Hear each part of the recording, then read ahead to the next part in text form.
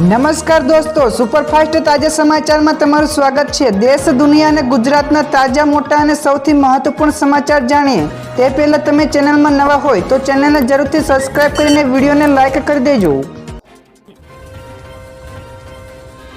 સૌથી પહેલા દોસ્તો આપણે વાત કરીએ તો ગુજરાતમાં ઉત્તરાયણ બગાડશે વરસાદ। તો હવામાન નિષ્ણાંત અંબાલા પટેલે ફરી એકવાર કમોસમી વરસાદને લઈને મોટી આગાહી કરી છે। તો તેઓએ જણાવ્યું છે કે આગામી તારીખ 12 થી લઈને 18 તારીખ દરમિયાન કમોસમી વરસાદ થવાની શક્યતા છે। તો જાન્યુઆરી મહિનામાં હવામાનમાં ભારે પલટો આવવાનો છે। તો ભારે પવન પણ ફૂંકાવો તેમજ બરફ વરસાદ પણ થશે, તો જેની ઉત્તર ભારતમાં ભારે અસર જોવા મળશે। તો આગામી 3 દિવસ દરમિયાન ગુજરાતમાં ભારે ઠંડી રહેશે। તો દોસ્તો, તમારા વિસ્તારનું અંદાજિત તાપમાન કેટલું છે ફટાફટ નીચે કમેન્ટમાં જણાવજો। તો દોસ્તો, બીજા સૌથી મોટા સમાચાર સામે આવ્યા છે। ગુજરાતનું તાપમાન એક સાથે 5 ડિગ્રી ગગડ્યું છે। તો ઉત્તર ભારતમાં બર્ફીલા પવનો ગુજરાત ઉપર ફૂંકાતા રાજ્યમાં પારો એક સાથે 5 ડિગ્રી ગગડ્યો છે, જેના કારણે લોકો ઠંડીમાં ઠૂંઠવાયા છે। તો રાજ્ય ઉપર આવતા પવનની દિશા બદલાઈને ઉત્તર પશ્ચિમથી ઉત્તરના પવનો શરૂ થયા છે। તો આગામી 3 દિવસમાં રાજ્યમાં ઠંડીમાં ક્રમશઃ વધારો થવાની વીકી હવામાન વિભાગ દ્વારા વ્યક્ત કરી છે। તો આ સાથે જ આ સિઝનની સૌથી વધારે ઠંડી પણ પડશે। તો દોસ્તો, ત્યાર પછી આગળ વધુ એક સૌથી મોટા સમાચાર મળ્યા છે। ભયાનક બરફના વાવાઝોડામાં અમેરિકાની સ્થિતિ ખરાબ બની। તો આગાહી અનુસાર અમેરિકામાં બરફનું ભયાનક વાવાઝોડું આવ્યું છે, તો જેના કારણે અમેરિકાના 7 રાજ્યોમાં ઇમરજન્સી જાહેર કરાઈ છે। તો એક દાવા અનુસાર છેલ્લા 10 થી 14 વર્ષમાં સૌથી વધારે ભયાનક બરફનું વાવાઝોડું હોઈ શકે છે। તો કેટલાક વિસ્તારમાં 72 થી લઈને 75 કિલોમીટરની ઝડપે પવન પણ ફૂંકાઈ રહ્યો છે। તો આ વાવાઝોડાથી અમેરિકાના 6 કરોડથી વધારે જેટલા લોકોના જીવનને અસર થશે। તો શિકાગોથી લઈને ન્યુયોર્ક અને સેન્ટ લુઇસની તમામ ફ્લાઇટો પણ અને ટ્રેનો પણ રદ કરાઈ છે। તો દોસ્તો, ફટાફટ આગળના બીજા સમાચાર વિશે વાત કરવામાં આવે તો કર્ણાટક ગુજરાત બાદ હવે આ રાજ્યમાં પણ પહોંચ્યો વાયરસ। જ્યાં દોસ્તો ચીનમાંથી ફેલાયેલો HMPV વાયરસ હવે ભારતમાં પણ ફેલાઈ રહ્યો છે। તો કર્ણાટક અને ગુજરાત બાદ હવે પશ્ચિમ બંગાળમાં પણ HMPV નો કેસ જોવા મળ્યો છે। તો તેની રાજધાની કોલકાતામાં 6 મહિનાની બાળકી આ વાયરસથી પીડિત મળી આવી છે, જ્યારે અગાઉ કર્ણાટકમાં 2 અને ગુજરાતમાં 1 બાળકીઓમાં HMPV નો વાયરસ દેખાયો છે। તો જોકે સરકારનું કહેવું છે કે આ વાયરસ નવો નથી, તો ગભરાવાની પણ જરૂર નથી। તો દોસ્તો, બીજા સૌથી અગત્યના સમાચાર સામે આવ્યા છે। આરોગ્ય મંત્રી ઋષિકેશ પટેલે કહ્યું કે ટેસ્ટની કીટો 2 થી 3 દિવસમાં તમામ હોસ્પિટલોમાં આવી જશે। જ્યાં દોસ્તો રાજ્યમાં આરોગ્ય મંત્રી ઋષિકેશ પટેલે વડોદરાની મુલાકાત દરમિયાન જાહેરાત કરી છે કે ચીનના વાયરસની સામે સરકાર તાત્કાલિક પગલાં લઈ રહી છે। તો રોગના ટેસ્ટ માટેની કીટો આગામી 2 થી 3 દિવસોમાં તમામ હોસ્પિટલમાં ઉપલબ્ધ કરાવાશે। તો આ રોગના લક્ષણો શરદી, તાવ, ઉધરસ અને ગળામાં દુખાવો જેવા છે, જે કોવિડના પ્રોટોકોલ સાથે મળી રહે છે। તો સારવાર માટે આરોગ્ય તંત્ર પણ સંપૂર્ણપણે રીતે તૈયાર છે। તો દોસ્તો, ત્યાર પછી આગળ વધુ એક સૌથી અગત્યના સમાચાર FMCG ઉત્પાદનોના ભાવમાં થયો વધારો। જ્યાં દોસ્તો ખાદ્ય તેલ, સાબુ, ચા, કોફી, ચોકલેટ અને બિસ્કિટ જેવા ફાસ્ટ મૂવિંગ કન્ઝ્યુમર ગુડ્સ એટલે કે FMCG ઉત્પાદનોના ભાવ 6 મહિનામાં 20% વધ્યા છે। તો FMCG પ્રોડક્ટ્સ એ હોય કે જેની માંગ વધુ હોય અને લોકો તેનો દરરોજ ઉપયોગ કરે છે। તો જાન્યુઆરી અને માર્ચ 2025માં તેની કિંમત 30% સુધી વધી શકે છે। તો પામ તેલ, નાળિયેર, ચા, કોકો અને કોફી જેવા કાચા માલના ભાવ એપ્રિલ 2024 થી અત્યાર સુધીમાં 35 થી લઈને 175% વધ્યા છે। તો જેના કારણે વધેલો ખર્ચ પણ સરભર કરાઈ રહ્યો છે।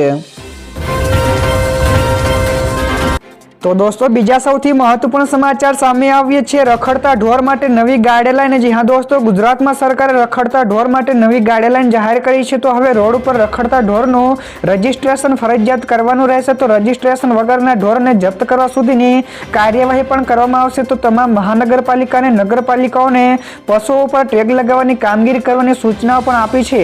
તો જાહેર રસ્તા પર પશુઓ માટેના ઘાસ વેચાણ અને તેને ખવડાવવા ઉપર પ્રતિબંધ પણ લગાવી દેવામાં આવ્યો છે। તો ટેગ વગરના ઢોર માટે 1 થી લઈને 10,000 રૂપિયા સુધીની દંડની પણ જોગવાઈ છે। તો દોસ્તો બીજા સૌથી મહત્વપૂર્ણ સમાચાર સામે આવ્યા છે. ભારત સાથે દુશ્મની મોંઘી પડી તો કેનેડાના પીએમ આપશે રાજીનામું. જી હા દોસ્તો, 48 કલાકમાં કેનેડાના પીએમ રાજીનામું આપશે તેવા સમાચાર હાલમાં ચર્ચામાં છે. તો જસ્ટિન ટ્રુડો રાજીનામું આપશે તેવા અહેવાલ કેનેડાના મીડિયાએ જ આપ્યા છે. તો કહેવામાં આવી રહ્યું છે કે ભારત સાથેની ટ્રુડોની દુશ્મની સતત વિરોધનો સામનો પણ અને ટ્રમ્પ અને મસ્કના દબાણથી ટ્રુડો આ નિર્ણય લેવા મજબૂર થયા છે. તો તેમના પક્ષમાં તેમના રાજીનામાની પણ માંગ છે. તો તેથી ટ્રુડોએ ચૂંટણી પહેલા જ રાજીનામું આપવાની તૈયારી બતાવી છે. તો દોસ્તો ત્યાર પછી આગળ વધુ એક સૌથી મહત્વપૂર્ણ સમાચાર મળ્યા છે. રાજકોટમાં પહેલીવાર વુમન્સ ટીમ ક્રિકેટ રમશે. જી હા દોસ્તો, ભારતની મહિલા ક્રિકેટ ટીમ અને આયર્લેન્ડ વચ્ચે વનડે મેચની સિરીઝ રમવા જઈ રહી છે.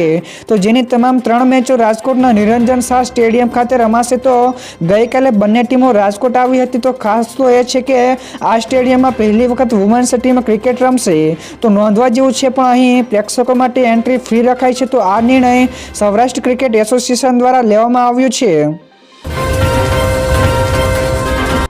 તો દોસ્તો બીજા સૌથી મોટા સમાચાર સામે આવ્યા છે. પતંગ રસિયાઓ માટે માઠા સમાચાર. તો ભાવમાં થયો 10% વધારો. જી હા દોસ્તો, પીએમ મોદી, યોગી આદિત્યનાથ અને અમિત શાહના ફોટાવાળી પતંગોની સાથોસાથ પુષ્પા 2ના આઇકોનિક ડાયલોગ ઝુકેગા નહીં લખેલી પતંગો પણ જોવા મળી રહી છે.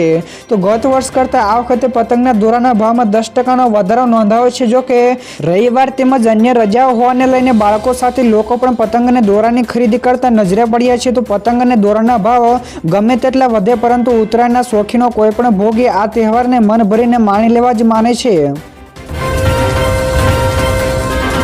તો દોસ્તો ત્યાર પછી આગળ વધુ એક સૌથી મોટા સમાચાર. આજથી ઠંડીનો બીજો રાઉન્ડની શરૂઆત થઈ. તો આજથી ગુજરાતમાં ઠંડીનો બીજો રાઉન્ડની શરૂઆત થઈ ગઈ છે. તો જેમાં નલિયા 7.3 ડિગ્રી સાથે સૌથી ઠંડુગાર શહેર બન્યું છે. તો સાથોસાથ કેશોદમાં પણ 12.2 ડિગ્રી તાપમાન, ગાંધીનગરમાં 12.6 ડિગ્રી, ભુજમાં 13.2 ડિગ્રી, ડીસામાં 13.5 ડિગ્રી, અમદાવાદમાં 14.3 ડિગ્રી, પોરબંદરમાં 14.7 ડિગ્રી અને અમરેલીમાં 15.1 ડિગ્રી તાપમાન નોંધાયું છે. તો આવનારા સમયમાં હજુ પણ ઠંડી વધી શકે છે.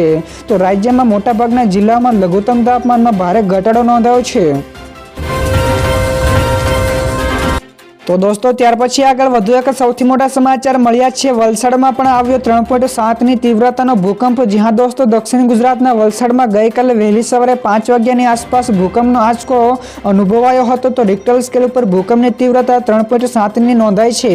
તો ભૂકંપનું કેન્દ્રબિંદુ વલસાડથી 39 કિલોમીટર દૂર નોંધાયું છે. જો કે આ ભૂકંપના કારણે કોઈ પણ જાનહાનિના સમાચાર નથી. તો ખાસ નોંધવું છે કે છેલ્લા ઘણા સમયથી ગુજરાતમાં ભૂકંપની ઘટનાઓ વધી રહી છે.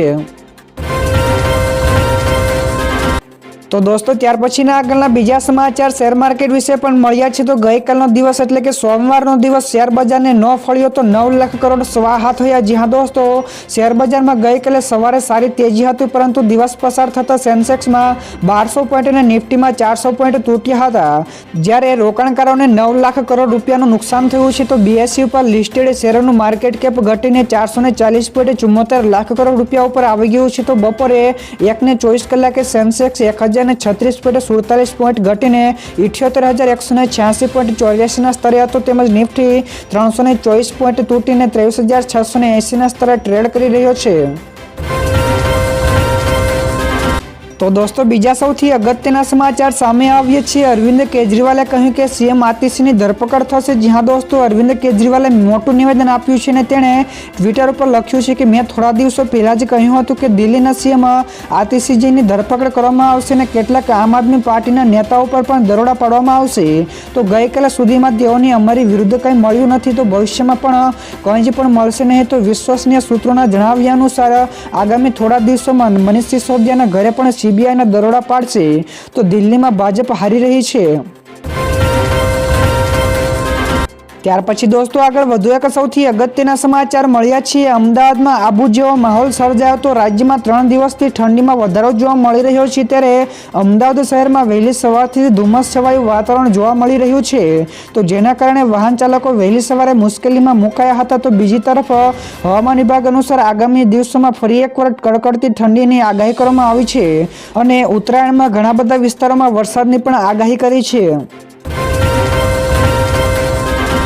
તો દોસ્તો બીજા સૌથી મોટા સમાચાર સામે આવ્યા છે હીરાના ઉદ્યોગો માટે મોટા સમાચાર। તો રેપાપોર્ટે તૈયાર હીરાના ભાવમાં 5%નો ઘટાડો કર્યો છે। તો હવે રેપાપોર્ટ તૈયાર હીરાની રેન્જ પ્રમાણે ભાવ નક્કી કરે છે। તો યુરોપિયન યુનિયને રશિયન હીરા ઉપરના પ્રતિબંધ માટેના સનરાઇઝ પીરિયડના અમલને 6 મહિના લંબાવી દીધો છે। તો યુનિયને હીરાની આયાત માટે ટ્રેસેબિલિટી પ્રોગ્રામ 1 માર્ચથી ફરજિયાત બનાવશે। તો આ પછી આયાતકારોએ 0.50 કેરેટથી વધુના હીરાની આયાતને ચકાસણી કરવા માટે ટ્રેસેબિલિટી આધારિત સર્ટિફિકેટનો પણ ઉપયોગ કરવાનો ફરજિયાત રહેશે। તો દોસ્તો ત્યાર પછી આગળ વધુ એક સૌથી મોટા સમાચાર મળ્યા છે। બરફના તોફાનને લઈને એલર્ટ જાહેર કરાયું। તો 6.2 કરોડથી વધારે લોકોના જીવન ઉપર મોટી આફત છે। જી હા દોસ્તો, અમેરિકામાં ઠંડીએ ભારે જોર પકડ્યું છે। તો ત્યાંના હવામાન વિભાગે બરફના તોફાનને લઈને પણ એલર્ટ જાહેર કર્યું છે।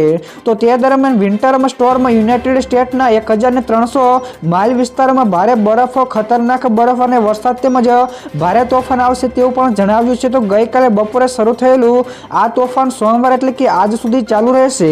તો તેનાથી અમેરિકાના 6.2 કરોડથી પણ વધારે લોકોને તેની અસર જોવા મળશે।